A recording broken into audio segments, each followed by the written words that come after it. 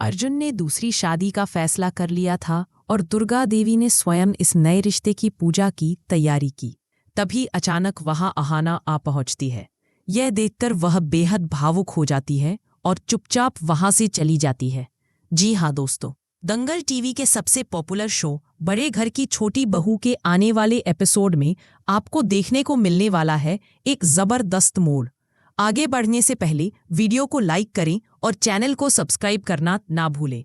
दोस्तों, आज की कहानी एक ऐसे हवेली परिवार की है जहां परंपराएं बड़ी थीं पर इंसानियत छोटी।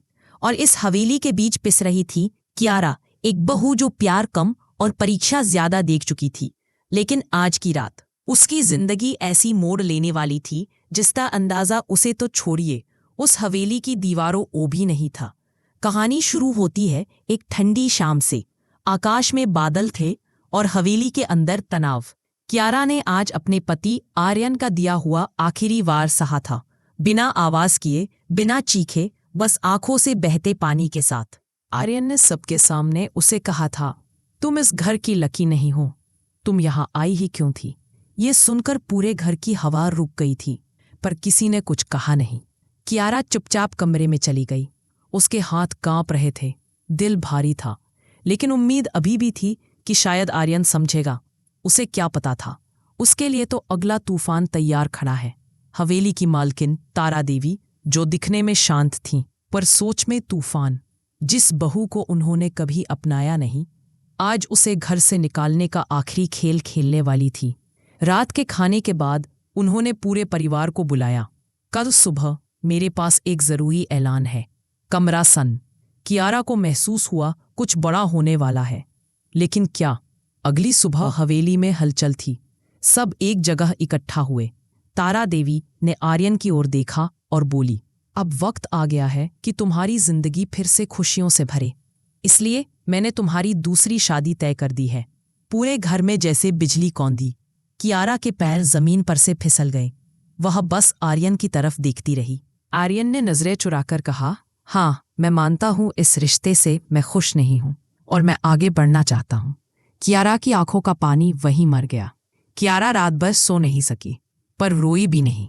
उसे एक बात साफ समझ आ गई, यहां किसी को सच की जरूरत नहीं, सिर्फ मौके की। लेकिन उसके दिल में कहीं एक चिंगारी जली, अगर मैं गलत हूं तो सच साबित करो, और अगर मैं सही हूं तो सच सामने आने दो। सुबह सुबह कियारा को अपने कमरे के दरवाजे पर एक चिट्ठी मिली। अगर तुम सत्य जानना चाहती हो तो शाम को पुरानी हवेली में मिलना, एक शुभचिंतक। कियारा ने चिट्ठी खोली। लिखावट पहचानी हुई थी, पर उसे याद नहीं आ रहा था कहाँ देखी है। शाम होते ही कियारा पुरानी हवेली पहुंची। अंधेरा, टूटी दीवारें, पुराने लकड़ी के दरवाजे, सब जैसे उसकी कहानी से मेल खाते थे। तभी एक छाया निकली, एक लड़की। वह थी अनाया, आर्यन की चचेरी बहन, जो महीनों से हवेली से गायब थी। अनाया ने कहा, कियारा, तुम्हें धोखा दिया जा रहा है।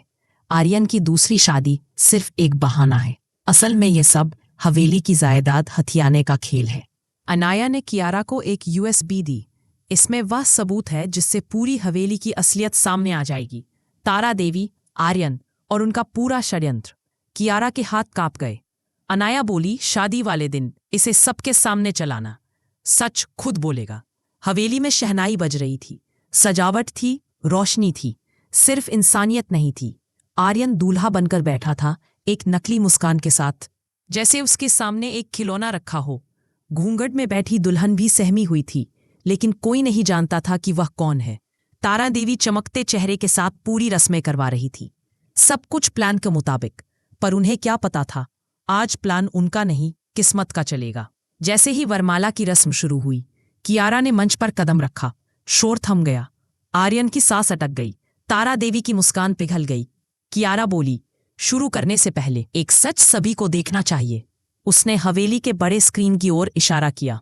पलक झपकते ही USB का वीडियो प्ले हो गया।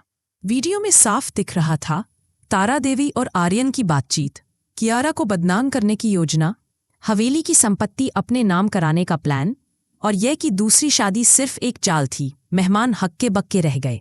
पंडित मंत्र बोलना भूल गया। दुल्हन घूंघट में कांपने लगी। तारा देवी चिल्लाई, यह सब झूठ है। कियारा बोली, अगर झूठ है तो पुलिस को बुला लेती हूँ। चुप्पी। कियारा ने दुल्हन के सामने जाकर कहा, घूंघट हटाओ। दुल्हन ने डरते डरते घूंघट हटाया और सामने थी अनाया। पूरा मंडप जैसे धराशायी हो गया। आर्यन चिल्लाया, तुमने हमें धोखा दिया? अनाया बोली, नहीं भाई, मैंने तुम्हें सिर्फ सच दिखाया है। सबके सामने आर्यन घुटनों पर आ गिरा। कियारा, मैंने गलती की। कियारा पीछे हट गई। गलती नहीं आर्यन, तुमने एक इंसान को तोड़ा है और मैं फिर से नहीं टूटूंगी। सबके सामने वह मंडप से बाहर निकल गई। सर ऊंचा, कदम मजबूत। हवेली ने पहली बार एक बहू की जीत देखी थी। और दोस्तों, इसी तरह कभी कभी जिन लोगों को हम अपना मानते हैं वही लोग हमारी सबसे कठिन परीक्षा बन जाते हैं। लेकिन सच हमेशा अपना रास्ता ढूंढ ही लेता है।